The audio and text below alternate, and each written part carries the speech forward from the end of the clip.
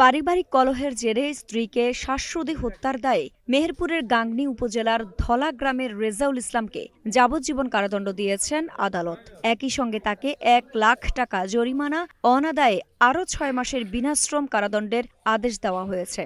২৬ ফেব্রুয়ারি বৃহস্পতিবার দুপুরে মেহেরপুর জেলা ও দায়রা জজ আদালতের বিচারক মোহাম্মদ গোলাম কবির বাংলাদেশ দণ্ডবিধির ৩০২ ধারায় এ রায় ঘোষণা করেন। আদালতের নথি অনুযায়ী ২০১৮ সালের ১৫ নভেম্বর তারিখে মেহেরপুর সদর উপজেলার ধলা গ্রামে নিজ স্ত্রী জাহানারা খাতুনকে শ্বাসরোধে হত্যা করেন রেজাউল ইসলাম। হত্যাকাণ্ডের পর ঘটনাটি ভিন্ন খাতে প্রবাহিত করতে লাশ গোপন ও স্বাভাবিক মৃত্যুর গল্প দাঁড় করানোর চেষ্টা করা হয়। পুলিশি তদন্তে ঘটনাস্থল থেকে গুরুত্বপূর্ণ আলামত উদ্ধার করা হয়। ময়নাতদন্ত প্রতিবেদনে নিহত নারীর মৃত্যুর কারণ হিসেবে শ্বাসরোধে হত্যার বিষয়টি স্পষ্টভাবে উঠে আসে। পাশাপাশি প্রতিবেশী ও স্বজনদের সাক্ষ্য এবং আসামির আদালতে দেওয়া স্বীকারোক্তিমূলক জবানবন্দি অপরাধ প্রমাণে গুরুত্বপূর্ণ ভূমিকা রাখে।